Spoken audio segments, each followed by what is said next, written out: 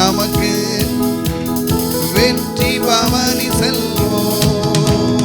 தோல்வி இல்லை நமக்கு, வெற்றி பவனி செல்வோம்.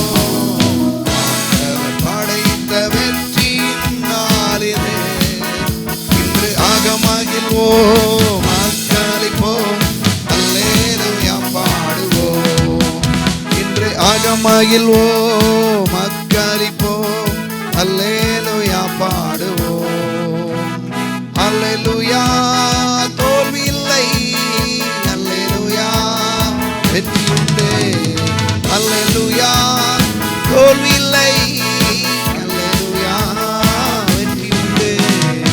எனது ஆற்றலும் எனது பாடலும் எனது மீட்புமானார். எனது ஆற்றலும் எனது பாடலும் எனது மீட்புமானார். நீதிமான்களின் சபைதனிலே வெற்றி கூறல் ஒலிக்கட்டும். நீதிமான்களின் சபைதனிலே வெற்றி கூறல் ஒலிக்கட்டும். தோல்வி இல்லை நமக்கு, வெற்றி பவனி செல்வோம். தோல்வி இல்லை நமக்கு, வெற்றி பவனி செல்வோம். ஆண்டவர் படைத்த வெற்றியின் நாள் இது. இன்று ஆகமகிழ்வோம், அக்களிப்போம், அல்லேலூயா பாடுவோம். ஆகமகிழ்வோம், அக்களிப்போம், அல்லேலூயா பாடுவோம். தள்ளப்பட்ட கல் கட்டிடம் தாங்கிடும் மூளைக்கல்லாயிற்று. தள்ளப்பட்ட கல் கட்டிடம் தாங்கிடும் மூளைக்கல்லாயிற்று. கர்த்தர் செயலிது அதிசயம் மீது கைகட்டி பாடுங்களே. கர்த்தர் செயலிது அதிசயம் மீது கைகட்டி பாடுங்களே. தோல்வி இல்லை நமக்கு, வெற்றி பவனி செல்வோம். தோல்வி இல்லை நமக்கு, வெற்றி பவனி செல்வோம். ஆண்டவர் படைத்த வெற்றியின் நாள் இது. இன்று ஆகமகிழ்வோம், ஆக்காரிப்போம், அல்லேலூயா பாடுவோம். இன்று ஆகமகிழ்வோம், ஆக்காரிப்போம், அல்லேலூயா பாடுவோம். தோல்வி இல்லை நமக்கு, வெற்றி பவனி செல்வோம். தோல்வி இல்லை நமக்கு, வெற்றி பவனி செல்வோம். ஆண்டவர் படைத்த வெற்றியின் நாள் இது. இன்று ஆகமகிழ்வோம், அக்களிப்போம், அல்லேலூயா பாடுவோம். இன்று ஆகமகிழ்வோம், அக்களிப்போம், அல்லேலூயா பாடுவோம்.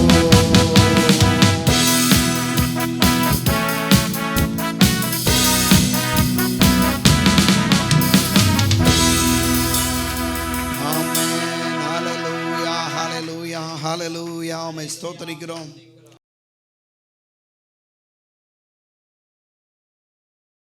தேவன் தம்முடைய ஒரே பேரான குமாரனை விசுவாசிக்கிறவன் எவனோ அவன் கெட்டுப்போகாமல் நித்திய ஜீவனை அடையும்படிக்கு அவரை தந்தரளி இவ்வளவாய் உலகத்தில் அன்பு கூர்ந்தார் என்று பார்க்கிறோம். ஆண்டவராய் இயேசு நாம் ஒவ்வொருவருக்காகவும் இந்த உலகத்தில் சிலுவையிலே அடிக்கப்பட்டு இரத்தத்தை சிந்தி மரித்து உயிரோடு எழுந்து ஆண்டவராய் இயேசு இன்னைக்கும் ஜீவிக்கிறார். ஒருவேளை யாராவது புதிதாக நீங்கள் வந்திருப்பீங்கன்னா ஆண்டவராய் இயேசுவை உங்களுடைய நல்வாழ்வுக்கென்று உங்களுடைய ஆசீர்வாதத்துக்கென்று அவரை ஆண்டவராக இரட்சகராக நீங்கள் ஏற்றுக்கொள்ளுங்கள். ஆண்டவராய் இயேசுவை ஆண்டவராக ஏற்றுக்கொண்ட தேவனுடைய பிள்ளைகள் நாம் ஒவ்வொருவரும் இந்த உலகத்தில் ஒரு பெரிய வெற்றியான ஆசீர்வாதமான செழிப்பான வாழ்க்கை வாழ்வதுதான் கர்த்தருடைய சித்தம் என்பதை வேதத்தில் நாம் தொடர்ந்து பார்த்து கொண்டு வருகிறோம்.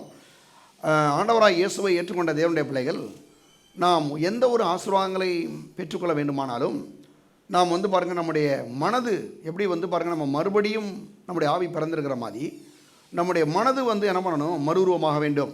அவர் சொல்கிறார் பாருங்கள், யோவான் பாருங்கள் 3 யோவான் பாருங்கள் அங்கே 2ஆம் வசனம், பிரியமானவனே உன் ஆத்துமா வாழ்கிறது போல நீ எல்லாவற்றிலும் வாழ்ந்து சுகமாக இருக்கும்படி விரும்புகிறேன் என்றார்.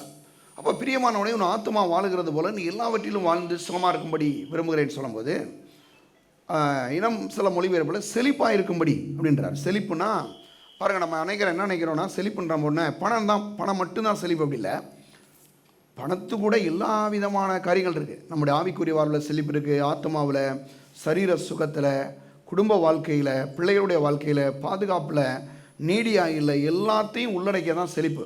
அப்போ செழிப்பாக இருப்பதான் பாருங்கள் கர்த்தருடைய சித்தம். சொல்கிறாரு, பிரியமானவனே, உன் ஆத்மா வாழுகிறது போல நீ எல்லாவற்றிலும் வாழ்ந்து செழிப்பாக இருக்கும்படி சுகமாக இருக்கும்படி விரும்புகிறேன் என்று சொல்கிறார்.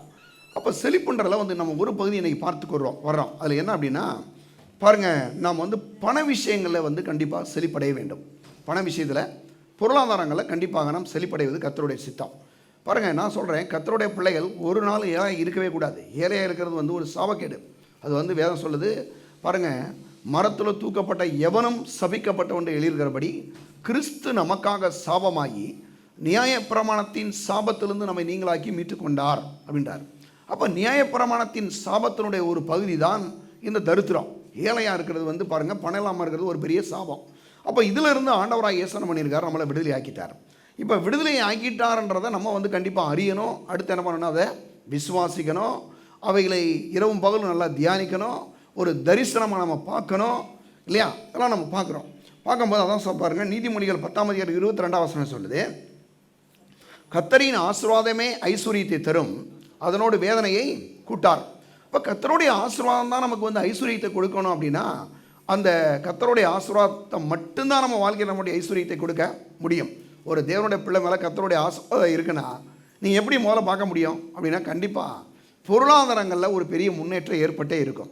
அப்போ சர்ச்சுக்கு சிலர்லாம் போயிட்டு பாருங்கள், ஏழைகளாக இருக்காங்களே, அதுக்கு என்ன காரணம் அப்படின்னா அவங்க இந்த பொருளாதாரத்தை வந்து விசுவாசிக்கிறதே இல்லை. இன்றைக்கி அதான் பேச போகிறோம். இன்னும் நிறையா வந்து அநேகருக்கு வந்து பாருங்கள், வேலைக்கு போகிறதுக்கே என்ன பண்ணுறாங்கன்னா, ஆண்டவர் வந்துடுவாருன்றாங்க. ஒரு ஊழியக்காரர் சொல்கிறாரு, அவர் சிறுவராக இருக்கும் காலங்களில் பாருங்கள் வந்து ஒரு டாக்டர் பாருங்கள் நல்லா படிச்சுட்டு டாக்டர் வேலை செய்கிறாரு. அவர் என்ன பண்ணாராம் பாருங்கள், சர்ச்சுக்கு போனாராம். அங்கே போனால் அவங்க என்ன சொன்னாங்களாம், ஆண்டவருடைய வருகை சமீபமாக இருக்குது, உங்கள் பிள்ளையெல்லாம் ஸ்கூலுக்கு அனுப்பாங்கன்ட்டாங்களாம். இதெல்லாம் இன்றைக்கும் பிரசங்கம் பண்ணி நடக்குது. இன்றைக்கி நிறையா சபையில் தான் நடக்குதுங்க. அவர் கடைசி என்ன ஆகிட்டாருன்னா, பிள்ளைகளை பூரா ஸ்கூலுக்கு போகாமல் எந்த பிள்ளையுமே படிக்கலாம். ஒரு டாக்டரோட வீட்டில் 3-4 பிள்ளைங்க. ஏன்னா பிரசங்கங்களை வந்து நீங்கள் எந்த சபையில் கேட்குறீங்கன்றது ரொம்ப ரொம்ப முக்கியம். எல்லாமே சபை நடத்துகிறாங்க, உண்மைதான். ஆனால் நான் சொல்கிறது, சத்தியத்தை சத்தியமாக போதிக்காதனால இன்றைக்கி அநேக சபைகள் இருக்கக்கூடிய மக்கள் வந்து ஏழைகளாகவே இருக்கிறாங்க. அப்போ அதுக்கு என்ன காரணம்? சபைக்கு இவங்க எத்தனை வருஷமாக தான் போகிறாங்க, ஆனால் உங்களுடைய ஏழ்மைத்தனத்துலேருந்து உங்களுக்கு விடுதலை இல்லையே.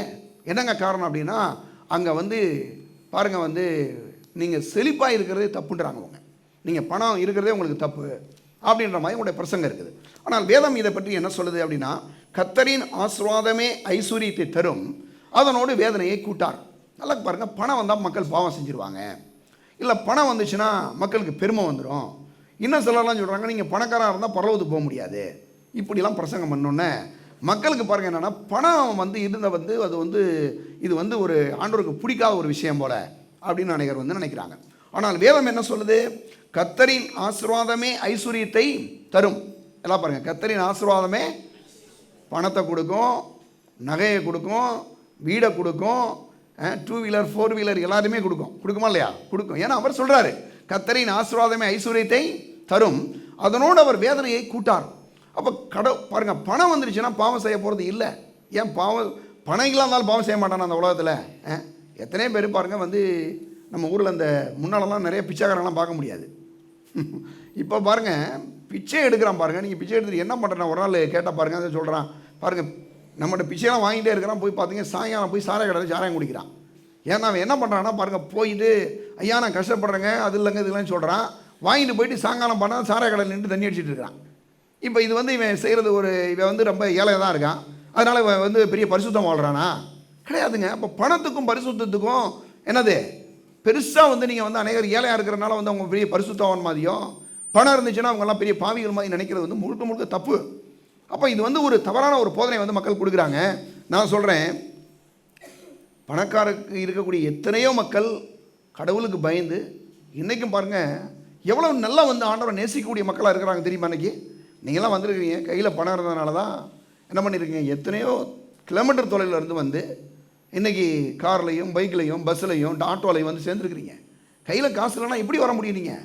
அப்போ பணம் வந்து ரொம்ப ஒரு முக்கியமான விஷயம். சரி, அப்போ கிறிஸ்தவ வாழ்க்கையில் பணம் ரொம்ப அவசியம். ஏன்னா பணம் இருக்கும்போது நம்முடைய தனிப்பட்ட வாழ்க்கையும் ரொம்ப நல்ல ஆசீர்வாதமாக இருக்குது. அது மட்டும் இல்லாமல் இன்றைக்கி ஊழியத்துக்கும் பார்த்தீங்கன்னா பெரிய அளவில் பாருங்கள், பணம் வந்து ஒரு பெரிய பாருங்கள் உதவியாக இருக்குது. மக்கள் வாழ்க்கைகளோட அவ்வளோ பெரிய தரித்திரம். நிறைய பேர் கடன் பிரச்சனை செத்தே போயிடுறான். கடனை வாங்கின கடனை கொடுக்க முடியல, வட்டி பெருகிறது. இப்படிலாம் பிள்ளைகளை கொண்டு போய் பாருங்கள், வருஷ கணக்கில் போய் ஆடு மாடு மேய்க்கிறதுக்கு போய் பிள்ளைகளை போய் விட்டுறான். இதெல்லாம் இன்றைக்கி கூட நடந்துட்டு இருக்குங்க. செங்கல் சூளையில் போய் பிள்ளைகளை போய் வேலைக்கு விடுறாங்க. இதெல்லாம் இன்றைக்கி நடக்குது, நம்ம ஊரில் நடக்குது. அப்போ இதெல்லாம் நீங்கள் இல்லைன்னு சொல்லிட முடியாது. அப்போ இதுக்கெல்லாம் என்ன காரணம்னா கையில் பணம் இல்லை. அப்போ இப்படிப்பட்ட ஒரு பணம் இல்லாத ஒரு நிலை வந்து ஒரு பெரிய சாபக்கேடு. இதிலிருந்து ஆண்டவராக இயேசு நம்மளை என்ன பண்ணியிருக்காருங்க, விடுதலை ஆக்கி விட்டார். சரியா? குமாரன் உங்களை விடுதலை ஆக்கினால் நீங்கள் மெய்யாகவே விடுதலை ஆவீர்கள். ஆண்டவராக இயேசுவை நம்ம என்னைக்கு ஆண்டவரை ஏற்றுக்கொண்டோமோ அன்னைக்கே நம்ம வாழ்க்கையில் உங்களுடைய தருத்தரத்திற்கு தேவன் ஒரு முற்றுப்புள்ளியை வைத்து விட்டார். சரியா? அதனால தான் அவர் சொல்கிறாரு, அவர் தேவனுடைய கிருபையை அறிந்திருக்கலை, அவர் ஐஸ்வர்யமுள்ளவராக இருந்தும் நாம் ஐஸ்வர்யங்களாகும்படி நமக்காக சிறுவையில் அவர் என்ன பண்ணாராம், தரித்திரர் ஆனாரே. ஏன்னா அவர் தரித்திரர் ஆகிட்டாரு. எதுக்குன்னா என்னை ஐஸ்வர்யவனாகும்படி. அப்போ தேவனுடைய பிள்ளைகளே, நாம் எல்லாருமே இந்த உலகத்தில் ஒரு ஐஸ்வர்யவானாய் ஆண்டவருடைய நாமத்தை மைமைப்படுத்தக்கூடிய ஒரு மக்களாக வாழ்வதான் கர்த்தருடைய சித்தம். சரியா? சரி, அப்போ இதுக்கு நம்ம என்ன பண்ணுறோம், நம்ம வந்து பாருங்கள், ஆண்டவரை ஏற்றுக்கொண்டிருக்கிறோம், சபைக்கு வர்றோம், வசனத்தெல்லாம் கேட்குறோம், விசுவாசிக்கிறோம், மனது மறுரூபமாகுது, நல்ல தரிசனத்தோடலாம் இருக்கிறோம். இதெல்லாம் பண்ணிகிட்டே இருக்கிறோம். இப்போ இந்த 2-3 வாரம் வேறு இன்னொருக்கு வந்திருக்கிறோம். சரி, இதெல்லாம் பண்ணிகிட்டே இருந்தால் கூட சிலருக்கு இந்த உலகம் வந்து ஒரு நிரந்தரம் இல்லாத ஒரு வாழ்க்கை. நம்ம பரலோகத்தில் போய் சேர போகிறோம் அப்படின்றனால சிலர் வேலைக்கே போகிறதில்ல. சிலர் என்ன பண்ணுறதில்ல, வேலைக்கு போகிறதில்ல. வேலையை வந்து மரியாதையை நினைக்கிறதே கிடையாது. சிலருக்கு வேலையை சொன்னீங்கன்னாவே வேலை என்னமோ சபிக்கப்பட்ட ஒரு காரியம் மாதிரியும், அந்த வேலையவே சிலர்லாம் சபிக்கிறது. என்ன பண்ணுறது, காலையில் எழுந்திரிச்சா சொல்ல பாருங்கள், அதை திட்டுறது, அந்த வேலையவே பயங்கரமாக திட்டுறது. இந்த வேலை வந்து அப்படி இப்படின்னு வேலை கொடுக்குறாலையும் திட்டுறது, வேலையும் திட்டுறது, எல்லாத்தையும் திட்டுறது. ஏன்னா வேலைக்கு போனாவே உங்களுக்கு கஷ்டம். ஏங்க வேலைக்கு போகாமல் இவங்க இப்படிலாம் பேசுகிறாங்க, வேலை ஏன் அவங்க சபிக்கிறாங்க? இதுக்கு என்ன காரணம்னா, குறிப்பாக நிறையா நேரங்களில் மக்களுக்கு வந்து வேலையை குறித்து ஒரு சரியான அறிவு இல்லை அப்படின்னு சொல்ல முடியும். குறிப்பாக வேதம் வந்து வேதத்தை குறித்து என்ன சொல்லுது, வேலையை பற்றி வேதம் என்ன சொல்லுகிறது என்ற அந்த அறிவு இல்லாதனால தான் அவங்க வேலைக்கு சிலர் போகிறதில்ல.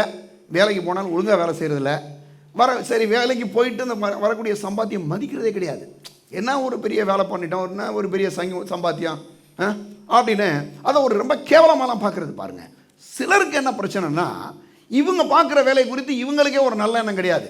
ஏன்னா என்ன நினைக்கிறாங்கன்னா, நாங்கள்லாம் வந்து ஒரு சாதாரண ஒரு பெயிண்ட் அடிக்கிற வேலை பார்க்குறோம், இல்லை நாங்கள் வந்து ஒரு வியாபாரம் தான் பண்ணுறோம், இல்லை நாங்கள்லாம் இதெல்லாம் பண்ணுறோம் அதெல்லாம் பண்ணுறோன்னு சொல்லி இவங்க செய்கிற வேலையவே இவங்க வந்து ஒரு கனமாக நினைக்கிறது இல்லை. இவங்க என்ன நினைக்கிறாங்கன்னா, ஏன்னா பாஸ்டர்லாம் அப்படி பிரசங்கம் பண்ணி வச்சுட்டாங்க. அவங்க என்ன சொல்கிறாங்கன்னா, நாங்கள் பண்ணுற அந்த ஊழியம் தாங்க ரொம்ப நல்லதுன்ற மாதிரி சொல்லிடுறாங்க, பெரிய உயர்ந்தது அப்படின்ற மாதிரி சொல்கிறாங்க. ஆனால் வேதம் சொல்லுது, நம்ம செய்கிற ஒவ்வொரு வேலையும் கர்த்தர் கொடுத்த ஆசீர்வாதம். நான் சொல்கிறேன், இன்றைக்கி உங்களுக்கு நான் அதிலிருந்து வசனத்தை காமிக்க போகிறேன். சரியா? நீங்கள் என்ன வேலை வேணாலும் செய்யுங்க, ஒரு வேலை கூட்டுறீங்களா, அது கடவுள் கொடுத்த வேலைன்னு வைங்க. யாரோ ஒருத்தர் அதை போய் கூட்ட வேணாம், ஊர் பூரா குப்பையாக இருக்குன்னு வச்சுங்க, என்ன ஆயிரும்? ஒருத்தர் பெயிண்ட் அடிக்கிறாரு, பெயிண்ட் அடிக்கிற ஆளே இல்லை. நாங்கள் எல்லா பேரும் இந்த ஊரில் இருக்க எல்லா பேரும் நாங்கள் ஆவிக்குரிய வேலை தான் பார்ப்போம்னு போனால் எல்லா வீடும் பூரா பழஞ்ச மண்டபமாகி கிடக்கும்.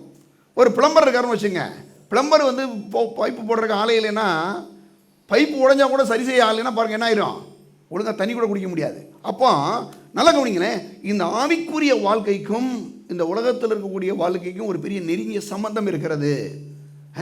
அப்போ என்ன சம்பந்தம் இருக்குது அப்படின்னா, கர்த்தர் தான் பாருங்கள் இந்த வேலையை என்ன செய்கிறாருங்க, கொடுக்குறார். இதை பற்றி நாம் கடந்த 2 வாரங்களாக பார்த்தா இன்றைக்கி பார்க்க போகிறோம். சரியா?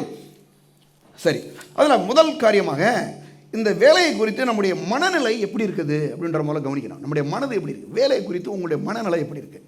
நீங்களே உங்கள் வேலையை குறித்து ஒரு நல்ல ஒரு மனநிலையோடு நீங்கள் பாராட்டலன்னு வச்சுங்க, நீங்களே அந்த வேலையை பற்றி பாராட்டுறது கிடையாது, உங்கள் வேலையை குறித்து உங்களுக்கு கேவலமான ஒரு எண்ணம், இதெல்லாம் ஒரு வேலையா அப்படின்னு நீங்கள் நினைக்கிறீங்கன்னு வச்சுங்களேன், அந்த வேலையை நீங்கள் எப்படி உற்சாகமாக செய்ய முடியும்? இப்போ எனக்கு நல்லா தெரியும், இன்றைக்கி நான் காலையில் பிரசங்கம் பண்ணணும், உட்காந்து 2 மணி நேரம் 3 மணி நேரம் உட்காந்து நைட்டில் உட்காந்து படிக்கிறேன் இல்லையா? ஏன் படிக்கிறேன்னா எனக்கு தெரியும் இந்த வேலை வந்து ரொம்ப முக்கியமான ஒரு வேலை, இதை நான் கரெக்டாக பிரசங்கம் பண்ணணும். நான் சொல்கிறேன், நீங்கள் செய்கிற வேலையை குறித்து உங்களுக்கு ஒரு உயர்ந்த எண்ணம் முதல்ல அவசியம். உயர்ந்த எண்ணம், நீங்கள் என்ன வேணால் வேலை பாருங்கள், கூட்டுறீங்களா நல்ல வேலைன்னு சொல்லுங்கள், கர்த்தருக்கு ஸ்தோத்திரம் பண்ணி கூட்டுங்க, ஒன்றும் தப்பே கிடையாது. அந்த வேலையிலேருந்து கர்த்தர் என்ன உயர்த்துவார். ஒரு இடத்துல நீங்கள் ஒரு வாட்ச்மேனாக ஒர்க் பண்ணுறீங்க, செக்யூரிட்டி கார்டாக இருக்கிறீங்க, அந்த வேலை நீங்கள் கேவலம் நினைக்கிறீங்களா? சிலர் வேணால் கேவலமாக நினைக்கலாங்க. ஆனால் கடவுளுடைய பார்வையை பொறுத்தளவு அந்த வேலையவே கர்த்தர் உயர்வாக நினைக்கிறார். ஏன்னா இது அவர் கொடுத்த வேலை. நீங்கள் நினைக்கலாம் பாருங்கள், இல்லைங்க அவர் மேனேஜராக இருக்கிறாருங்க, இவர் செக்யூரிட்டியாக தாங்க இருக்கிறாரு. இல்லை இல்லை, எந்த வேலைனாலும் யார் கொடுத்த வேலைங்க? கர்த்தர் கொடுத்த வேலை. ஏன்னா அந்த வேலையை அவ்வளவு திறமையாக செய்ய முடியுது பாருங்க. அப்போ அந்த வேலையை குறித்து உங்களுக்கு உங்களுடைய நிலை எப்படி, உங்களுடைய மனநிலை எப்படி என்பதை நம்ம என்ன பண்ணணும், முதல்ல கவனிக்கணும். அதில் அது மட்டும் இல்லாமல் வேலையில் சிலர் என்ன நினைக்கிறாங்க, உலக பிரகாரமான ஒன்று, ஆவிக்குரிய ஒரு வேலை இருக்குது, அடுத்து என்ன வேலை இருக்குது? உலக பிரகாரமான வேலை. ஆவிக்குரிய வேலை ரொம்ப உயர்ந்தது, ஆனால் உலக பிரகாரமான வேலை அதெல்லாம் ஆண்டவர் கண்டுக்கவே மாட்டார். அவர் சொல்கிறாருங்க, இந்நாளில் உனக்கு உண்டாகி இருக்கிறது போல ஐஸ்வர்யத்தை சம்பாதிக்கிறதுக்கான பலனை கொடுக்கிறவர். ஒருவேளை நீங்கள் ஒரு வியாபாரம் பண்ணலாம், நீங்கள் ஒரு தொழில் பண்ணலாம், நீங்கள் ஒரு வேளை ஒரு கம்பெனியில் நீங்கள் வேலை செய்யலாம், இல்லை ஒருவேளை ஒரு இடத்துல நீங்கள் ஒரு வாட்ச்மேனாக ஒர்க் பண்ணலாம், ஒரு இடத்துல டீச் பண்ணலாம், ஒரு பிளம்பராக இருக்கலாம், ஒரு பெயிண்டராக இருக்கலாம். நீங்கள் என்ன வேணாலும் பண்ணுங்கள். நான் சொல்கிறேன், அந்த வேலை கர்த்தர் கொடுத்த வேலை. அந்த வேலையை நீங்கள் உண்மையாக உத்தமமாக நேசித்து செய்யணும். வேலைக்கு போகும்போது ராஜா மாதிரி போகணும். பாருங்கள், இயேசு ஆண்டவரை பாருங்கள், உலகத்தை உருவாக்கும் போது எல்லாம் எப்படி இருக்குது? அப்படியே ஊரே இருட்டாக இருக்குது, தண்ணியாக இருக்குது, ஒழுங்கின்மை வெறுமையாக இருக்குது. அதை பார்த்து ஆண்டவர் என்ன பண்ணுறாரு? பேசுகிறாரு. என்னது? வெளிச்சம் உண்டாக்குறது என்றார், வெளிச்சம் உண்டாயிற்று. அவர் இந்த உலகத்தவே சுத்தம் பண்ணார். அவர் இந்த உலகத்தவே என்ன பண்ணாருங்க? வெளிச்சம் போடுறாரு. அவர் இந்த உலகத்தவே என்ன பண்ணார்? விவசாயம் பண்ணுறாரு. அவர் இந்த உலகத்தில் என்ன பண்ணுறாரு பாருங்க, தண்ணீரை எல்லாம் ஒரு பக்கம் சேர்த்து வைக்கிறாரு, மீனை உருவாக்குறாரு, எல்லா வேலையும் செய்கிறார். அவர் செய்யாத வேலைகளை அவ்வளோ வேலையை அவர் என்ன பண்ணியிருக்காருங்க? செய்திருக்கிறார். அப்படின்னா நான் சொல்கிறேன், இன்னைக்கு அவருடைய பிள்ளைகளாகிய நமக்கு நம்ம என்ன வேலை செஞ்சாலும் அவர் கொடுத்த வேலை தான். அதை சந்தோஷமாக கனத்தோடு என்ன பண்ணுங்க? செய்ய கற்றுக்கணும். அப்படி கற்றுக்கிற போது உங்கள் வேலையை குறித்து உங்களுக்கு ஒரு உயர்ந்த எண்ணம் இருக்கும்போது தான் அந்த வேலை நிமித்தம் வரக்கூடிய ஆசீர்வாதங்களையும் அந்த சம்பாத்தியங்களையும் நீங்கள் என்ன பண்ண முடியும்? சந்தோஷமாக ஏற்றுக்கொள்ள முடியும் இல்லையா? நல்ல எண்ணத்தை உயர்த்தி பார்க்கணும். நம்முடைய மனதில் உயர்ந்த ஒரு எண்ணத்தோடு அந்த வேலையை பார்க்க கற்றுக்கணும். முதல் விஷயமாக சிலர் பாருங்கள், வேலையில் பாருங்கள், ரோடு போடுறாங்கல்ல, அவன் பாருங்கள் தாரை ஊற்றிக்கிட்டு அங்கே இங்கேயும் அப்படி பண்ணிட்டு இருக்கிறாங்க. அந்த வேலை நம்ம கேவலமாக நினைக்கக்கூடாது. ஏன்னா ரோடு போடலாம் நம்ம எல்லோரும் கரெக்டாக இங்கே சேர்ந்துருக்க முடியாது. அங்கங்கே ரோடு போடாமல் பள்ளங்களெல்லாம் கிடக்குன்னு வச்சுங்க, நீங்கள் வண்டியை ஓட்டிகிட்டு போகிறவங்கள பயங்கர கஷ்டமாயிடும் இல்லையா? ஆனால் என்ன பண்ணுறோம், அந்த வேலை செஞ்ச ஒரு ஆள் இருந்ததுனால தான் இன்றைக்கி சரியான நேரத்தில் நம்ம என்ன பண்ணியிருக்கோம், சேர்ந்துருக்கோம். இன்றைக்கி பாருங்கள், நிறைய இடங்களில் ஸ்கூலில் வேலை செய்கிறோம், ஹாஸ்பிட்டலில் வேலை செய்கிறாங்க, காலேஜில் செய்கிறாங்க, நிறைய பாருங்கள் கடைகள், அதெல்லாம் எல்லாம் வேலை செய்கிறாங்க. எல்லா வேலையுமே யார் கொடுத்தது சொல்லுங்கள்? கர்த்தர். நல்லா சத்தம் வர மாட்டேது. ஏன்? வேலைக்கு போகிறது கஷ்டமா? நாளைக்கு திங்கக்கிழமை போகணும் ஒன்றுமா? ஏங்க, அந்த வேலையை நீங்கள் நேசிச்சா தாங்க காலையில் 6 மணிக்காவது எந்திரிக்க முடியும். சிலருக்கெல்லாம் பாருங்கள், வேலையை பற்றி எந்த கரிசனே கிடையாது. எல்லாம் கடவுள் அப்படி வானத்தின் மதகளை திறந்து கொட்டிடுவார். எப்படி வேலை செய்யாமல் கொட்டுவாரா? அவர் என்ன அவ்வளோ பெரிய கள்ளத்தனம் பண்ணுறாள் நீங்கள் நினச்சிங்களா? ரொம்ப நேர்மையான ஆண்டவர் இல்லையா? அப்போ என்ன பண்ணுறாருன்னா, அவர் வானத்தின் மதம் எப்போ திறப்பாருன்னா நம்ம வேலை செய்யும் போது திறப்பார். அப்போ என்ன பண்ணணும்? வேலையை குறித்து நல்ல எண்ணங்களை முதல்ல எடுத்துக்கணும். ரெண்டாவது, அந்த பாருங்கள், அந்த நல்ல எண்ணத்தோடு இருக்கணும். என்ன வேலை செய்யணும்? ரெண்டாவது விஷயம் பாருங்கள், இந்த வேலை செய்யும் விதத்தை நாம் புரிந்து கொள்ள வசனத்தை கொண்டு நம்முடைய மனதை மறுரூபமாக்கி கொள்ளணும். எந்த ஒரு வேலையாக இருந்தாலும் என்ன பண்ணியிருக்காரு? அவர் சொல்கிறாரு, இப்பிரஞ்சருக்கு ஒத்த வேஷம் தெரியாமல் தேவனுடைய நன்மையும் பிரியமும் பரிபூர்ணமான சித்தம் என்னதென்று பகுத்தறியத்தக்கதாக உங்கள் மனம் புதிதாகிறதுனாலே மறுரூபமாகுங்கள். அப்படின்னா அப்போ நம்ம மனது எப்படி இருக்கணும் அப்படின்னா பாருங்கள், இந்த வேலையை குறித்து என்ன பண்ணணும்? நல்ல வசனம் சொல்கிற மாதிரி நம்ம மாற்றிக்கிறணும். மற்ற வேலை பாருங்கள், வேலை செய்யும் போது ஏமாற்று பண்ணிக்கிட்டு இருப்பான். பார்த்துறீங்களா? வேலைக்கு உட்காருவான், போவான், இந்த இருங்க பாத்ரூம் போட்டு, அவனுக்கு மட்டும் அடிக்கடி பாத்ரூம் வந்துகிட்டே இருக்கும். நீங்கள் பார்த்துறீங்களா? வேலை ஒரு இடத்துல உட்காந்துருக்க மாட்டான். இந்த இருங்க ஒரு 5 நிமிஷம் சார், நான் போனால் அரை மணி நேரம் கழிச்சு தான் திரும்ப வர்றது. இந்த ஆளுகளை நம்பி கடவுளை ஆசிரியக்க போகிறாரு நீங்கள் நினைக்கிறீங்களா? முடியவே முடியாதுங்க. ஏன்னா அந்த வேலையை நீங்கள் உண்மையாக செய்யும் போது அதை கடவுள் பார்த்துக்கிட்டு இருக்காரு. நீங்கள் ஒவ்வொரு வேலையை செய்யும் போது அந்த வேலையை தேவன் கவனமாக பார்க்குறாரு. அப்போ அவர் சொல்கிறாரு, உண்மையுள்ள மனுஷன் பரிபூர்ண ஆசீர்வாதங்களை பெறுவான். உலக மக்கள் ஏமாத்து வேலை செய்கிறான், அவ்வளோ ஏமாத்து வேலை செய்கிறான், என்னமோ வேலை செய்கிறான். ஆனால் நான் சொல்கிறேன், ஆண்டோடைய பிள்ளைய கர்த்தர் என்னைய பார்க்குறாரு, அவர் எனக்கு இந்த வேலையை கொடுத்துருக்காரு, என்னை கர்த்தர் இந்த வேலையை கொடுத்ததில் இந்த வேலை நிமித்தம் என்ன செய்கிறார்? வதிக்கிறார் அப்படின்ற ஒரு என்னதுங்க ஒரு மனநிலையை நம்ம ஏற்படுத்தி கொள்ளணும். மற்றவெல்லாம் பாருங்கள், அந்த வேலையை சபிக்கிறான். என்ன வேலை, என்ன சம்பளம் கிடைக்குது, என்ன இப்படி இல்லைங்க. அந்த வேலையை நீங்கள் நேசித்து உண்மையாக செஞ்சு பாருங்கள், அதன் மூலமாக ஒரு பெரிய பலனை தேவன் என்ன செய்கிறாருங்க, கொண்டு வருகிறார். சரியா? அப்போ நம்முடைய மனது அது என்ன பண்ணணும், மறுரூபமாக வேண்டும். அது மட்டும் இல்லாமல் மூணாவது, நாம் சுவிசேஷத்தின் மூலமாக அதாவது பெற்ற இந்த ரட்சிப்பு நம்முடைய வேலை செய்யும் விதத்தை மாற்றுகிறது. நம்ம இன்றைக்கி ஆண்டவராக இயேசுவை ஏற்றுக்கொள்றதுக்கு முன்னால் நம்முடைய வேலையில் நிறைய நஷ்டங்கள், எவ்வளோ தான் வேலை செஞ்சாலும் அந்த வேலையின் மூலமாக நிறைய ஆசீர்வாதங்கள் இல்லை. காரணம் என்னென்னா, முதல் மனுஷனை ஆதாம் மூலமாக இந்த உலகமே சபிக்கப்பட்டுருச்சுன்னா எப்படி சபிக்கப்பட்டு போயிடுச்சு அப்படின்னா, அவர் சொன்னார், உனக்கு முள்ளும் குறுக்கும் இந்த பூமி என்ன செய்யும், விளைவிக்கும் என்று ஒரு பெரிய சாபம் பூமியில் வந்துருச்சு. அப்போ இவன் நெல்லை விதைக்கிறான், ஆனால் முள்ளு தான் விளையுது இல்லையா? இப்படி பாருங்கள், அவனுடைய பொருளாதாரங்களை பயங்கரமான ஒரு நஷ்டம், வேலை செஞ்சானா ரொம்ப கஷ்டமாக போயிட்டுருக்கு. அப்படிப்பட்ட அந்த வேலையிலே இப்போ ஆண்டவராக இயேசுவை ஏற்றுக்கொண்ட தேவனுடைய பிள்ளைகளாகி நாம் இருக்கமே, நம்ம எப்படி இந்த ஆண்டவராக இயேசுவை ஏற்றுக்கொண்ட பிறகு நம்முடைய வேலை எப்படி கர்த்தர் ஆசீர்வதிக்கிறாரு? நான் ஏற்கனவே ஒரு கதை சொன்ன நினைக்கிறேன். 2 பேருக்கு 2 வேலை கொடுத்தாங்களாம். ஒரே வேலை தான், ஒரே வேலை, ஆனால் 2 வேலை 2 ரூமில் போட்டாச்சு. என்ன வேலை தெரியுமா உங்களுக்கு? கிழிக்கிற வேலை. என்ன கிழிக்கிறது? பேப்பரை கிழிக்கணும். பேப்பரை கிழிக்க ஒரு ஆள்கிட்ட சொல்லிட்டாரு, அப்பா இதை அந்த பேப்பரை போடுற கிளி, உனக்கு 2000 ரூபா சம்பளம். என்னது? இன்னொரு ஆளை கூப்பிட்டு சொல்கிறாரு, இந்த பேப்பர்லாம் கிளி, உனக்கு 1 கோடி ரூபா சம்பளம். அப்படின்னா இப்போ யார் வேகமாக கிழிப்பாங்கன்னு நினைக்கிறீங்க? உங்களை தான் நான் கேட்கணுப்பா, யார் கிழிப்பா வேகமாக? அந்த சம்பளம் அதிகமானாலும் வேகமாக கிழிப்பார் இல்லையா? ஏன்னா அவர் கேட்பார், கிழிச்சிட்டு ஐயா இன்னும் வேலை இருந்தால் சொல்லுங்கள், இன்னும் 1 கோடி வாங்கிக்கிறேன், என்ன கிழிக்கிறேன். ஐயோ கிழிக்கிற வேலை தான்யா, ஆனால் என்ன வருது? சம்பளம் வருது. நான் சொல்கிறேங்க, நீங்கள் என்ன வேலை பார்த்தாலும் சம்பளம் வருதா இல்லையா?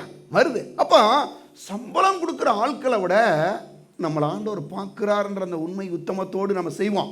ஏன்னா ஆண்டவராக இயேசுவை ஏற்றுக்கொள்றதுக்கு முன்னால் நாம் செய்கிற இந்த வேலையிலே ஒரு பெரிய சாபம் இருந்துச்சு. ஆனால் இன்னைக்கு ஆண்டவராக இயேசுவை ஏற்றுக்கொண்ட பிறகு அந்த முள்ளும் குறுக்கும் நம்மளை விட்டு நீங்கி இப்போ கர்த்தருடைய ஆசீர்வாதம் நம்மளுடைய வேலைகளை செய்துங்க இருக்குது. எடுங்க, அதுக்கு ஒரு பகுதி போவோம். லூக்கா சுவிசேஷம் 5ஆம் அதிகாரத்தை எல்லாரும் எடுங்க. இந்த சம்பவம் உங்களுக்கு நிறைய தெரியும். லூக்கா சுவிசேஷம் 5ஆம் அதிகாரம்.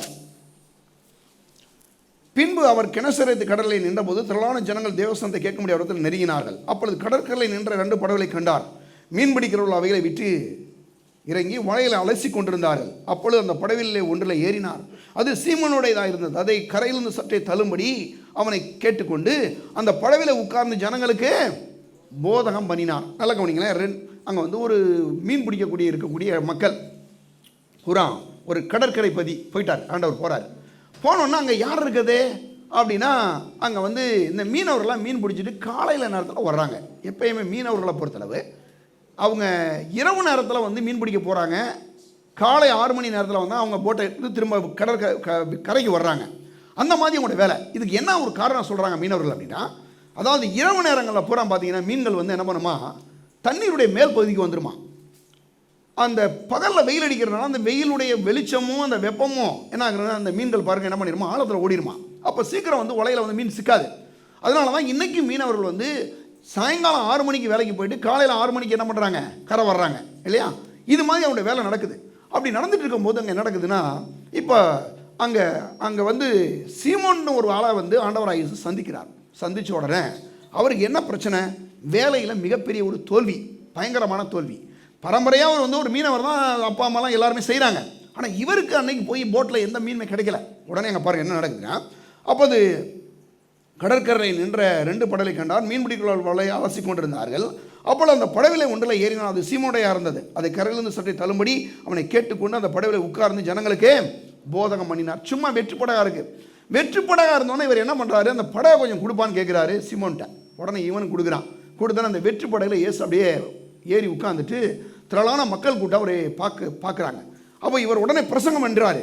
இப்போ போதகம் பண்ணினார். போதகம் பண்ணும்போது பாருங்கள் 4ஆம் வசனம், அவர் போதகம் பண்ணி முடித்த பின்பு சீமோனை நோக்கி ஆழத்தில் தள்ளி கொண்டு போய் மீன்களை பிடிக்கும்படி உங்கள் வலைகளை போடுங்கள் என்றார். நல்லாவே தெரியுது. இதில் ஒரு விஷயத்தை நீங்கள் கவனிங்க. இவன் சீமோன் பேதுரு போய், ஆண்டவரே நான் நைட்டு பூரா வேலை செஞ்சேன், 1 மணி கூட எனக்கு கிடைக்கலங்கன்னு சொல்லி எந்த ஒரு ஜபத்தையும் இங்கே இந்த இடத்துல அவன் பண்ண மாதிரி தெரியல. நீங்கள் நல்லா கவனிக்கணும். நீங்கள் நினைக்கலாம், ஆண்டவர்கிட்ட வரும்போது என்னுடைய தேவையெல்லாம் அவருக்கு தெரியுமா, எனக்கு என்ன பிரச்சனை இருக்கு அவர் தெரியுமான்னு நினைக்கலாம். நீங்கள் நல்லா கவனிங்க, அந்த இடத்துல பாருங்கள், அவன் எது சொன்ன மாதிரி தெரியவே இல்லை இல்லையா, ஒன்றும் இல்லை. ஆனால் அவர் போதகம் பண்ணி முடித்த பின்பு சீமோனை நோக்கி ஆழத்திலே தள்ளி கொண்டு போய் மீன்களை பிடிக்கும்படி உங்கள் வலைகளை போடுங்கள் என்றார். எப்போதுமே ஆண்டவர்கிட்ட வர்றவங்க எல்லாருமே இவன் எப்படி ஒரு வெற்று படகு, ஒரு வெற்று வலை, ஒரு வெறும் மனுஷனாக வந்த மாதிரி தான் எல்லாருமே நம்ம வர்றோம். ஆனால் இங்கே பாருங்கள், அவன் ஒரு வெற்று படகை, ஒரு வெற்று வலையை, ஒரு வெறும் மனுஷனை அலசிக்கிட்டு இருக்கிறான். அவன்கிட்ட பார்த்து கேட்குறாரு, நீ அந்த படகை நீ எனக்கு கொஞ்சம் கொடுன்னு கேட்குறாரு. இவன் உடனே கொடுக்குறான். அதில் ஏறி இருந்துட்டு அவர் பிரசங்கம் பண்ணி முடிக்கிறார். அந்த கூட்டத்தில் யாருக்கு இந்த பிரசங்கம் வேலை செஞ்சிச்சோ இல்லையோ, யாருக்கு வேலை செஞ்சிச்சு? பேதருக்கு வேலை செஞ்சுங்க. தேவை அவனுக்கு தான் இருக்குது. அதனால தான் இன்றைக்கி நம்ம சுவிசேஷத்தை போய் சொல்கிறோம். ஆனால் தேவையுள்ள மக்களாகி நீங்கள் தான் இந்த இடத்துக்கு வந்திருக்கிறீங்க. எத்தனை பேர் அவங்களுக்கு தேவை இருந்தால் கூட அவன் தேடி வரமாட்டான். ஆனால் நல்லா கவனிங்க, இந்த இடத்துல அவர் பண்ண பிரசங்கத்தில் ஒரு முக்கிய விஷயத்தை நீங்கள் கவனிக்கணும். அவர் போதகம் பண்ணி முடித்த பின்பு சீமோனை நோக்கி ஆழத்தில் தள்ளி கொண்டு போய் மீன்களை பிடிக்கும்படி உங்கள் வலைகளை போடுங்கள் என்றார். அவனுடைய தேவை என்னன்றது இவருக்கு தெரியுது. உடனே சொல்கிறாரு, நீ என்ன பண்ண, உன் படகை எடுத்துகிட்டு போய் ஆழத்தில் தள்ளி கொண்டு போய் என்னது மீன்களை பிடிக்கும்படி வலைகளை போடுங்கள் அப்படின்றாரு. இவன் பாருங்க, அதற்கு இப்போ சொல்கிறான் பாருங்க, விஷயத்தை பேர் சொல்கிறான் பாருங்க. அதற்கு சீமோன், ஐயரே, ராம் முழுவதும் நாங்கள் பிரயாசப்பட்டும் ஒன்றும் அகப்படவில்லை, ஆகிலும் உம்முடைய வார்த்தையின்படியே வலையை போடுகிறேன். ஏன்னா அவனுக்கு தெரியுது, இவன் வேலையில் தோற்று போயிட்டான், ஒன்றும் இல்லாமல் இருக்கிறான், ஒரு வெறும் படகு, ஒரு வெறும் மனுஷனாக இருக்கிறான், வீட்டுக்கு போனால் சாப்பிட்றது கூட சாப்பாடு கிடையாது. அப்படிப்பட்ட ஒரு மனுஷனை சந்திக்கிறார் இயேசு. சந்திச்சுட்டு சொல்கிறாரு, நீ இப்போ வேலையை இப்போ நீ என்ன பண்ண, அவன் வலையை போட்டுன்னு இவர் சொன்னா. அப்போ தான் அவன் சொல்கிறான், ஆண்டவரே பெரும் பிரச்சனை, நான் இரவு முழுவதும் என்ன செய்தேன். ஏன் அவன் இரவு முழுவதும் சொன்னான்னா, மீனவர்களை பொறுத்தவரை இரவு ரொம்ப முக்கியம். ஏன்னா இரவுல தான் அவங்க வேலை நடக்கும். அப்போ நான் இரவு முழுவதும் பிரயாசப்பட்டும் ஒன்றும் அகப்படவில்லை. என்னது அவன் சொல்கிறான், ஆகிலும் உம்முடைய வார்த்தையின்படியே வலையை போடுகிறேன். நல்லா கவனிங்க, நம்ம இதுவரைக்கும் வேலை செஞ்ச வேலையெல்லாம் வேற. ஆனால் ஆண்டவராய் இயேசுவை ஏற்றுக்கொண்டு வேலை செய்கிறோம் பார்த்தீங்களா, அது வேற. ஏன்னா இப்போ அந்த வேலையை இது வரைக்கும் அவன் எப்படி வேலை செஞ்சிருப்பான், அவர் வேண்டாம் வெறுப்பா என்ன பண்ண என்னமோ அப்படின்ற மாதிரி பண்ணியிருப்பான். ஆனால் பாருங்கள், இந்த இடத்துல வேலை செய்கிறான். உம்முடைய வார்த்தையின்படியே வலையை போடுறேன். அந்த பிரசங்கத்திலே அவனுக்கு ஒன்று விளங்குது. ஆண்டவர் என்ன பண்ண போகிறாரு, வேலையை ஆசிரியக்க போகிறான்ற பற்றி அந்த பிரசங்கத்தில் கண்டுபிடிக்கிறான். கண்டுபிடிச்சோன்னு அவன் சொல்கிறான், ஆயிலும் உம்முடைய வார்த்தையின்படியே வலையை போடுகிறேன். நான் சொல்கிறேங்க, ரட்சிக்கப்படாத மக்களுக்கு நமக்கு ஒரு பெரிய வித்தியாசம் இருக்குது. நான் ஏன் உங்களை பற்றி வேலையை நீங்கள் நல்லா செய்யணும் அவளை சொல்கிறேன் தெரியுமா உங்களுக்கு? ரட்சிக்கப்படாதவனுக்கு ஏன் அவனுக்கு வேலையை குறித்து நல்ல எண்ணம் இல்லை தெரியுமா? அவன் என்ன வேலை செஞ்சாலும் அவனுடைய வேலையில் சாபம் தான் இருக்குது. நல்லா புரிஞ்சுங்க, உங்களுக்கு வித்தியாசம் இருக்குது. பக்கத்தில் நீங்கள் ஒரே ஆஃபீஸில் ஒர்க் பண்ணுவீங்க, ஒரே கம்பெனியில் இருப்பீங்க, ஒரே இடத்துல வியாபாரம் பண்ணுவீங்க. ஆனால் உங்கள் கடைக்கும் அவங்க கடைக்கும் வித்தியாசம் இருக்குது. ஏன் தெரியுமா? உங்கள் கடை சீமோன் பேதுருவுடைய போட்டு மாதிரி. புரியுதா உங்களுக்கு? உங்கள் தொழில் சீமோனுடைய பேதுருவுடைய போட்டு மாதிரி. ஏன்னா இப்போ இவன் ஆண்டவரை ஏற்றுக்கிட்டு இப்போ என்ன பண்ணுறான், உங்களுடைய வார்த்தையின்படி என்ன பண்ணுறேன், வலையை போடுகிறேன் போடுறான். அப்போ போடும்போது அவன் சொல்கிறான், இது வரைக்கும் என் திறமை யூஸ் பண்ணேன். என் திறமை, நான் ஒரு மீனவன், என்னுடைய அப்பா ஒரு மீனவன், எல்லாம் தெரியும், எல்லாத்தையும் நான் நம்பினேன். இன்னும் சொல்ல போனால் கால சூழ்நிலை கூட நான் நம்பினேன். இரவு நேரத்தால் தான் மீன் பிடிக்குன்னு எனக்கு தெரியும். இதெல்லாம் இல்லைன்னா கூட அவர் சொல்கிறார் பாருங்க, நாங்கள் பிரயாசப்பட்டும் என்று பாருங்க. அதற்கு சீமோன், ஐயரே, ராம் முழுவதும் நாங்கள் பிரயாசப்பட்டும் ஒன்றும் அகப்படவில்லை, ஆகிலும் உம்முடைய வார்த்தையின்படியே வலையை போடுகிறேன், உம்முடைய வார்த்தையின்படியே நான் அந்த வேலை செய்கிறேன் அப்படின்னு பாருங்க. இப்போ செய்கிறான். இப்போ நான் சொல்கிறேன், ஆண்டவருடைய பிள்ளையை வேலை செய்கிறதுக்கு என்ன காரணம் தெரியுமா? அவருடைய வார்த்தையின்படியே நம்ம வேலை செய்கிறோம். அவருடைய வார்த்தை, ஏன்னா அவர் வேலை செஞ்சுருக்காரு. யார்? ஆண்டவரே வேலை செஞ்சுருக்காரு. இப்போ உங்களுக்கு சொல்கிறேன், அவர் வேலை செஞ்சார் இல்லையான்னு. அவர் தான் நம்ம மாதிரி. பக்கத்தில் இருக்கிறவன் அவன் வேலை செய்கிறான் இல்லை, அதெல்லாம் விட்டுருங்க. ஆனால் யார் மாதிரி? நம்ம மாதிரி ஆண்டவர் தான் நம்முடைய மாதிரிங்க. பாருங்கள், இப்போ சொல்லப்பட்டிருக்கு அங்கே சொல்லும்போது, ஆயிலமுடைய வார்த்தையின்படியே வலையை போடுகிறேன் என்றான். அந்தப்படியே அவர்கள் செய்து தாங்கள் வலை கிழிந்து போகத்தக்கதாக மிகுதியான மீன்களை பிடித்தார்கள். நல்லா கவனிங்களேன், எந்தபடியே செய்து? அவருடைய வார்த்தையின்படியே செய்து. நீங்கள் கூட வேலை செய்யும் போது, நீங்கள் கூட படிக்கும்போது, நீங்கள் ஒவ்வொரு காரியங்களையும் செய்யும் போது, நான் சொல்கிறேன், அவருடைய வார்த்தையின்படி நீங்கள் செய்யும் போது அதனால் மிகுந்த ஒரு பலனை நீங்கள் பெற்றுக்கொள்ள முடியும். வேறு சொல்லுது, அவர்கள் மிகுதியான மீன்களை பிடித்தார்கள். இதுவரைக்கும் இருந்த உயர்வை விட, இதுவரைக்கும் நீங்கள் சம்பாத்தியத்தை விட இப்போ ரொம்ப உங்கள் சம்பாத்தியமே மாறுது. உங்களை கூப்பிட்டு ஒரு பெரிய ஒரு உயர்வுகளை கொண்டு போகிறாங்க. எப்படி அப்படின்னு சொன்னால், நான் சொல்கிறேன், அவருடைய வார்த்தையின்படியே வலையை போடுறோம், அவருடைய வார்த்தையின்படியே கடையை திறக்கிறோம், அவருடைய வார்த்தையின்படியே நீங்கள் ஒரு ஆஃபீஸ் போகிறீங்க, அவருடைய வார்த்தையின்படியே நீங்கள் டீச் பண்ணுறீங்க, அவருடைய வார்த்தையின்படியே ஒவ்வொரு வேலை செய்கிறீங்க. அப்படி செய்யும் போது, அந்த வார்த்தையின்படி வேலை செய்யும் போது அவருடைய வார்த்தையின்படி நம்மளை ஆசீர்வதிக்கிறார். அதுதான் வித்தியாசங்க, அதுதான் வித்தியாசம். அப்போ அந்த அந்த வேலையில் எவ்வளோ ஒரு முக்கியம் இருக்குது பாருங்க. ஏன்னா இது அவர் கொடுத்த வேலை. நீங்கள் என்ன வேணாலும் செய்யுங்க, என்ன வேணாலும் வேலை செய்யணும், கற்றுக்கணும். என்னுடைய அப்பா பாருங்க வேலை செய்வதில் ரொம்ப கில்லாடி அவர்.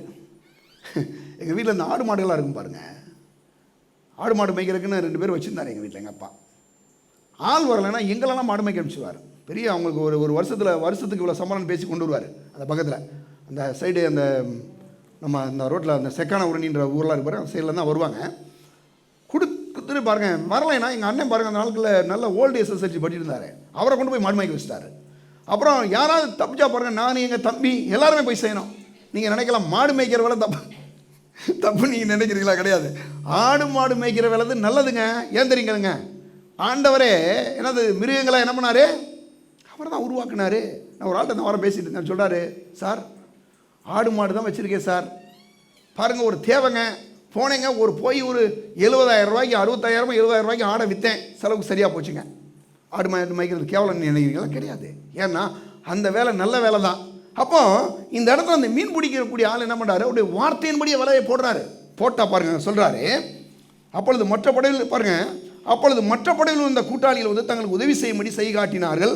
அவர்கள் 2 படகு அமலத்தக்கதாக நிரப்பினார்கள். கர்த்தருடைய ஆசீர்வாதம் இருக்கிற போது நீங்கள் முன்னால் செஞ்ச வேலையை விட இப்போ உங்களுடைய வேலை ரொம்ப ஆசீர்வதிக்கப்படுது. இப்போ உங்களுக்கு பெரிய உயர்வு வருது. நீங்கள் இன்னும் உங்களுக்கு ஒரு இன்க்ரிமெண்ட் கிடைக்குது. இன்னும் உங்களுடைய வியாபாரங்கள் பெருகுது, இன்னும் உங்களுடைய தொழில்கள் பெருகுது. ஏன் பெருகுது? அவருடைய வார்த்தையின்படி நம்மளை என்ன செய்கிறாங்க, ஆசீர்வதிக்கிறார். அந்த வேலையில் உண்மையை காட்டுறோம், உத்தமத்தை காட்டுற வேலையை செய்கிறோம், பண்ணுறோம் பாருங்க. அப்போ பண்ணும்போது என்ன பண்ணுறாரு அவர், எல்லாரும் சொல்லணும் மீண்டும் நல்லா ஞாபகம், இந்த வேலை யார் கொடுத்த வேலை?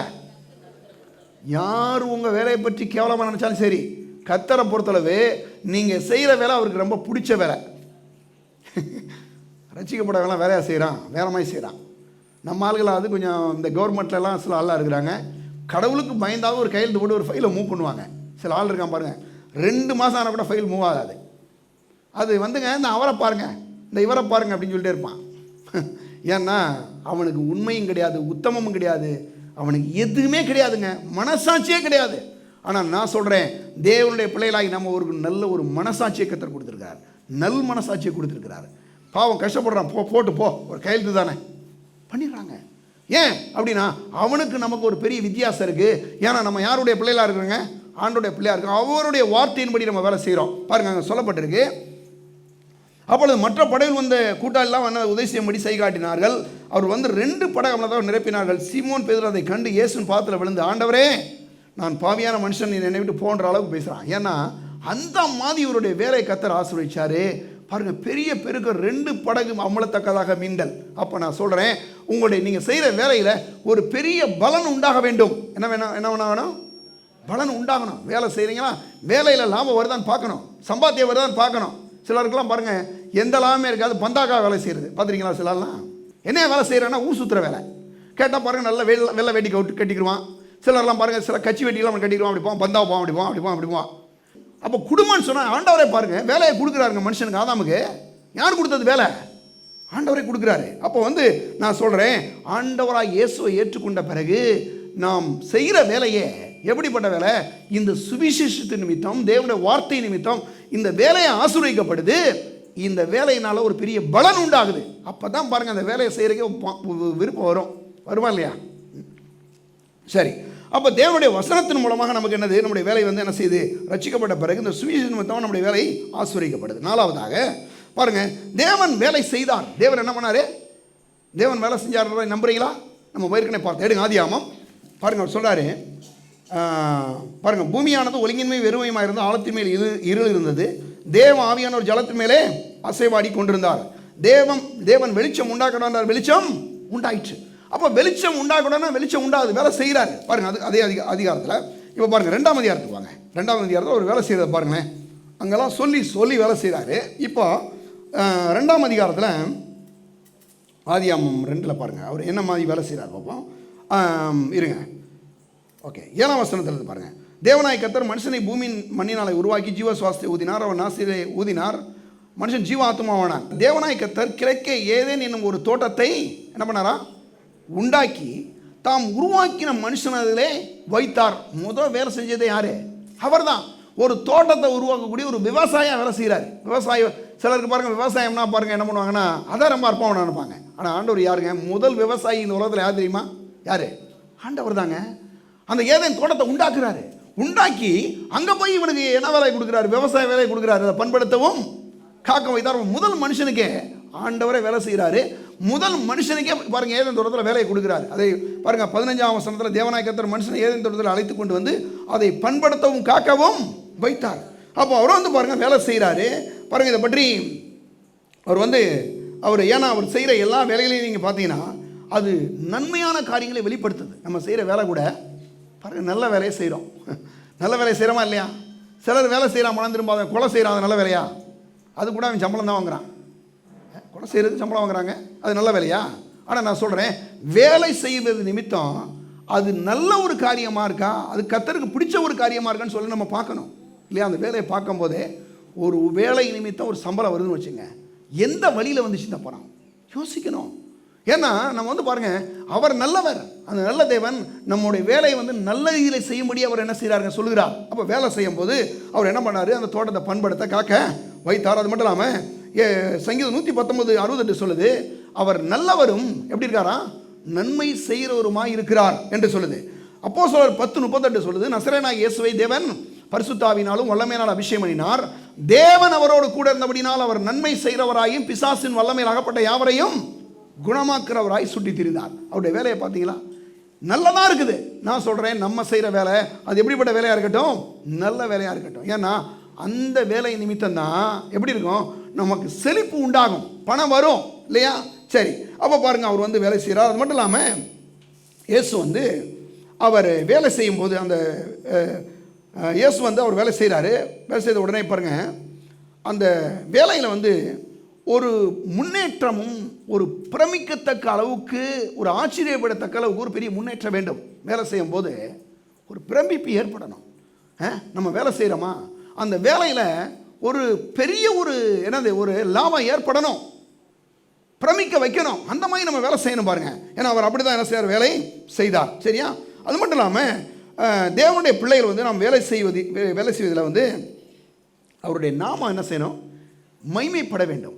அவருடைய வேலை நம்ம ஒரு வேலை செய்கிறோன்னா, நீங்கள் ஒரு வேலை ஒரு டீச் பண்ணுறீங்க அப்படின்னு வச்சுங்க, அந்த வேலையை நீங்கள் நல்லா செஞ்சீங்கன்னு வச்சுங்களேன், அந்த வேலை மூலமாக என்ன ஆகும், ஆண்டவரோட இவங்க வந்தாங்கன்னா நல்லா என்ன செய்யும், புரிகிற மாதிரி முதல்ல நடத்தணும் இல்லையா?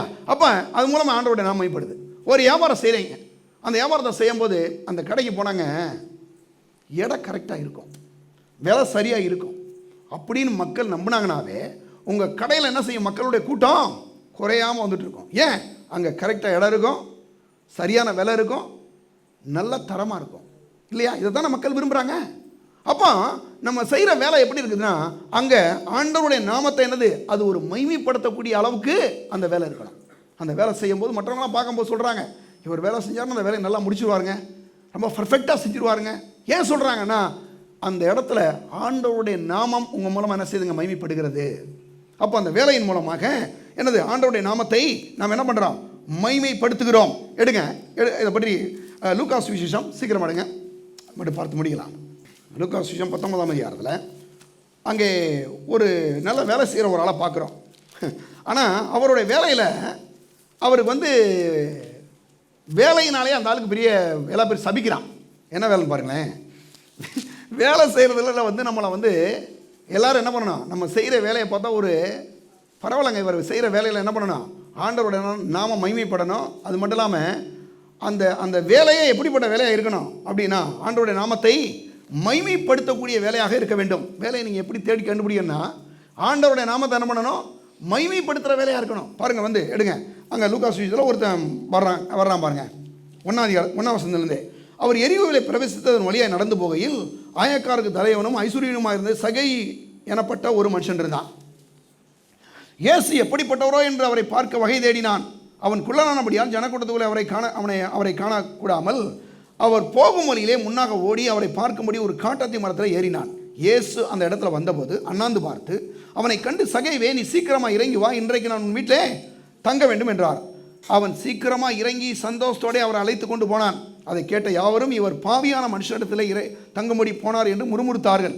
சகை நின்று கர்த்தரை நோக்கி, ஆண்டவரே, என் ஆசையில் பாதி ஏழையில் கொடுக்கிறேன். நான் ஒருவனிடத்தில் ஏதாயிலும் அநியாயமாய் வாங்கினது உண்டானால் நாளத்தனையாக திரும்ப செலுத்துகிறேன் என்றான். இயேசு அவனை நோக்கி, இன்றைக்கு இந்த வீட்டுக்கு ரட்சிப்பு வந்தது இவனும் ஆபிரகாமுக்கு குமாரனாய் இருக்கிறானே. இழந்து கூட தேட ரட்சிக்கவே மனுஷகுமாரன் வந்திருக்கிறார். நல்ல கொஞ்சம் வேலை. இப்போ வந்து இவன் கவர்மெண்ட் எம்ப்ளாயி. என்ன வேலை தெரியுமா உங்களுக்கு? என்ன வேலை? வரி வசூல் பண்ணுறதுல தலைவர் இவர் தான் இல்லையா? இந்த தலைவர் போய் தெரியும் உங்களுக்கு. இப்போ இங்கே நம்ம ஊரில் கூட இருக்காங்க, டேக்ஸ் கலெக்டர் இருக்கிறாங்களே, வரி வசூல் இருக்குன்னு சொல்லி ஒரு 4 பேரை போட்டிருக்காங்க. நம்ம ஊரை 4 தான் பிரிச்சிருக்காங்க. அதில் ஒருத்தருக்கு ஆரையும் ஒருத்தர் இருக்கார், அவர் தான் அதில் தலைவர். அதுக்கு மேலே யார் இருக்கான்னா கமிஷனர் ஒருத்தர் இருக்கிறார். இவங்கெல்லாம் என்னென்னா அந்த வரக்கூடிய இதெல்லாம் வந்து என்ன பண்ணுறாங்க, கலெக்ட் பண்ணிவிட்டு எல்லாம் அரசாங்கத்துக்கு கொடுக்குறாங்க.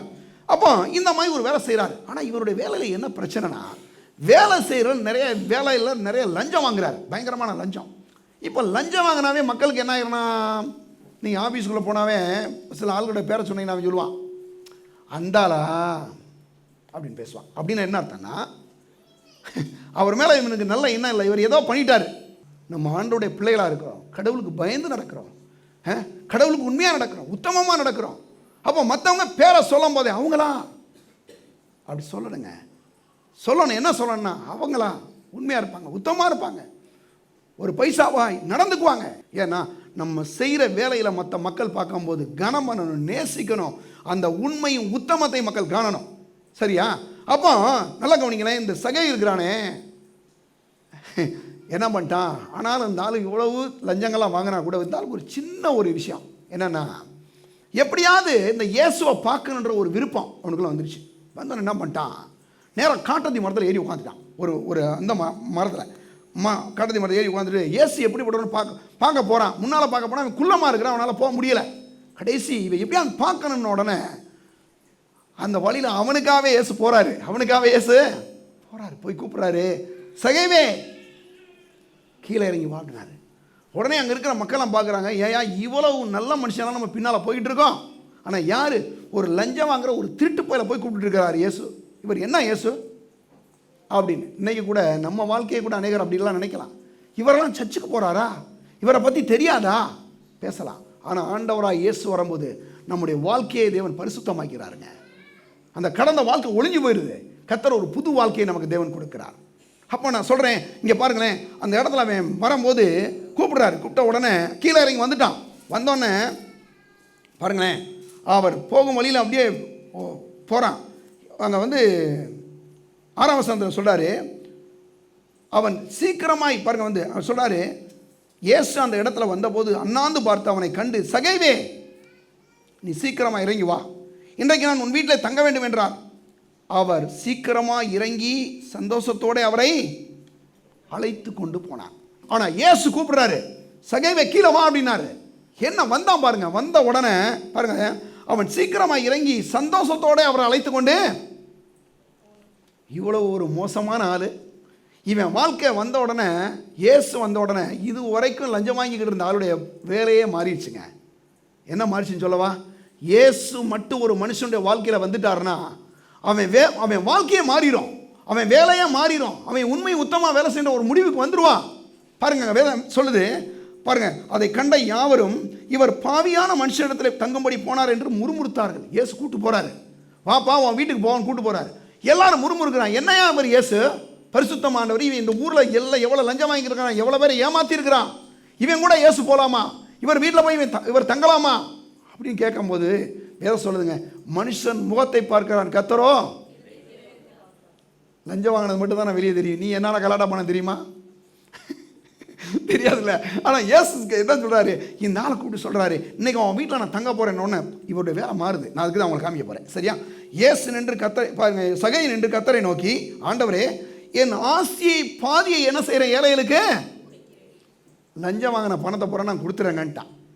இது ஒன்றும் வேணாம், இது ஒரு பெரிய சாபம் பிடிச்ச பணம், இது எனக்கு தேவையே இல்லை. எப்படி மாறுது பாருங்க. இயேசு உள்ளே வந்தோன்னாங்க வாழ்க்கை மாறுது, வேலை மாறுது, உண்மை உத்தமம் எல்லாமே வந்துடுது. பாருங்க, சொல்லப்பட்டிருக்கு பாருங்க, சகை நின்று கத்தரை பாருங்க, கத்தரை சகை நின்று கத்தரை நோக்கி, ஆண்டவரே என் ஆசீர் பாதி ஏழைகளுக்கு கொடுக்கிறேன். நான் ஒருவனிடத்தில் ஏதாயிலும் அநியாயமாய் வாங்கினது உண்டானால், நம்ம வேலை செய்யும் போது பணம் அநியாயமாய் வருதா இல்லை ஆசீர்வாதமாக வருதான்னு சொல்லி என்ன செய்யணுங்க, சகை நின்று கர்த்தரை நோக்கி, ஆண்டவரை, என் ஆசில் பாதி ஏழை கொடுக்கிறேன். நான் ஒரு வருடத்தில் ஏதாயிரம் அநியாயமாய் வாங்கினது உண்டானால் எனது நாளத்தனையாய் திரும்ப செலுத்துகிறேன். ஒருத்தனை ஏமாற்றி நான் ஒரு 1000 ரூபா வாங்கியிருந்தா அவனுக்கு 4000 திரும்ப கொடுத்துட்றேன் இல்லையா? ஏன் இதெல்லாம் எப்படிங்க வருது? ஆண்டவராக இயேசு உள்ள வரும்போதுங்க இந்த மாதிரி ஒரு வாழ்க்கை வாழ்றதை வெறுக்குது இந்த இருதயம். ஏன்? இந்த இருதயம் நல்ல இருதயம், இது கடவுளுக்கு பயந்து வேலை செய்கிற ஒரு இருதயம். அப்போ நான் சொல்கிறேன், ஒவ்வொரு வேலையிலையும் நம்ம செய்யும் போது அந்த உண்மையும் உத்தமத்தையும் கர்த்தர் எதிர்பார்க்கிறார். அது மட்டும் இல்லை, நம்ம வேலை செய்கிற விதங்களே மாறிடும். வேலை செய்கிற விதமே மாறிடும். ஏன்னா வேலை சொல்லுது, உண்மையுள்ள மனுஷன் பரிபூரண ஆசீர்வாதங்களை பெறுவான். மறந்துடாங்க தேவனுடைய பிள்ளைகளே. நான் சொல்கிறேன், எத்தனை பேர் உங்கள் தொழில்களுக்கு உங்கள் வியாபாரங்களுக்கு போட்டியாளர்களாக இருந்தாலும் சரி, நீங்கள் பயப்படவே வேணாம். கர்த்தர் உங்களுக்கு கொடுத்த வேலையை எந்த மனுஷனை ஒன்றும் பண்ண முடியாதுங்க. நான் சொல்கிறேன், நீங்கள் அந்த வேலையை தைரியமாக செய்யலாம். ஏன்? நீங்கள் உண்மையானால் உத்தமமாக செய்கிறீங்க, கடவுளுக்கு பயப்படுறீங்க, அது கண்டிப்பாக ஆசீர்வாதம் வந்தே ஆகும். அப்போது பாருங்கள், உடனே இயேசு பாருங்கள், இயேசு அவனை நோக்கி, இன்றைக்கு இந்த வீட்டுக்கு ரட்சிப்பு வந்தது இவனும் ஆபிரகாமுக்கு. இது வரைக்கும் பிசாசுக்கு குமாரனாக இருந்தான், இப்போ யார் குமாரன் ஆகிட்டான்? ஆபிரகாம் குமாரனா இயேசுவோட பிள்ளையா மாறிட்டான். யாரு? சகேயு. பின்னால் வந்தவங்களாம் ஆனானா அவன் குற்றம் மட்டும் தான் சொல்லிட்டு இருக்கிறான். ஆனால் இவன் ஒருத்தன் மாறிட்டான். ஏன்னா அப்படி மாறின உடனே எல்லாமே மாறுதுங்க. வேலையே மாறுது. நேர்மை, உண்மை, உத்தமம், அந்த கடவுளுக்கு பயப்படணும், அந்த பயம் வருது. அந்த உண்மை உத்தமத்தை பார்க்குறோம். ஏன்னா கடவுள் பார்க்கும்போது நான் சொல்கிறேன், இப்படிப்பட்ட ஆட்களுடைய உயர்வுகள் ரொம்ப டக்குன்னு மேலே வந்துடுவாங்க. யோசேப்பை பற்றி பார்த்து கொண்ட புதன்கிழமை அன்னைக்கு கோடிக்கணக்கான மக்கள் உள்ள அந்த எகிப்து தேசத்தில் ஒரே ஒரு அந்நிய மனுஷன், ஒரு அடிமை மனுஷனை கர்த்தர் உயர்த்தினார். காரணம் ஏன் தெரியுமா? அந்த உண்மை, அந்த உத்தமங்க, அதுதான் அவனுடைய உயர்வு காரணம். அப்போ வேலை செய்யும் போது ஆண்டவர் வந்த உடனே அந்த வேலை செய்கிற விதமே மாறிடுது. மாறுதா இல்லையா? மாறுது. எவ்வளோ உற்சாகமாக செய்கிறோம், உண்மையாக செய்கிறோம், யார் பார்த்தாலும் பார்க்கலாம், நீ கடவுள் பார்க்குறாரு அப்படின்ற அந்த இடத்துக்கு வந்துடுறோம். நான் சொல்கிறேன், அப்படிப்பட்ட வேலையிலே ஆண்டவருடைய இயேசு நாமம் மகிமைப்படுகிறது. ஓகே, நிறைய பாயிண்ட் இருக்கு, அடுத்த வாரம் பார்க்கலாம். ஆனால் நான் சொல்கிறேன், எந்த ஒரு வேலையாக இருந்தாலும் அதன் மூலமாக என்னது நமக்கு ஆசீர்வாதம் வருதான்னு பாருங்கள். அதன் மூலமாக ஆண்டவருடைய நாமம் மகிமைப்படுதான்னு பாருங்கள். ஆண்டவருடைய நாமம் என்ன செய்யட்டும்? மகிமைப்படுதான்னு பாருங்கள். அது மட்டும் இல்லாமல் நான் நல்ல ஒரு கவனிச்சிங்கன்னா, எந்த ஒரு வேலை எடுத்தாலும் நல்ல உங்களுடைய திறமையை முழுது அப்ளை பண்ணுங்கள். உங்களுடைய தாளந்துகள் ஏதாவது இருக்கா, நல்லா யூஸ் பண்ணுங்க. நான் சொல்கிறேன், கர்த்தர் ஒரு உண்மையுள்ள தேவன். வேற சொல்லுது, அவர் உன்னை ஏற்ற காலத்தில் உயர்த்தும்படி என்னது, நீ அவருடைய பலத்த கரத்திலே அடங்கி இருங்கள். அப்படி இருக்கும்போது அவர் கண்டிப்பாக உயர்வை கட்டளையிடுவார். உங்களுக்கு கொடுக்கக்கூடிய ஒவ்வொரு வேலையும் கர்த்தர் கொடுத்த ஒரு ஆசீர்வாதம், கர்த்தர் கொடுத்த ஆசீர்வாதம். நான் சொல்கிறேன், யாரையும் ஏமாற்றி பொழைக்கின்ற அவசியம் நமக்கு இல்லவே.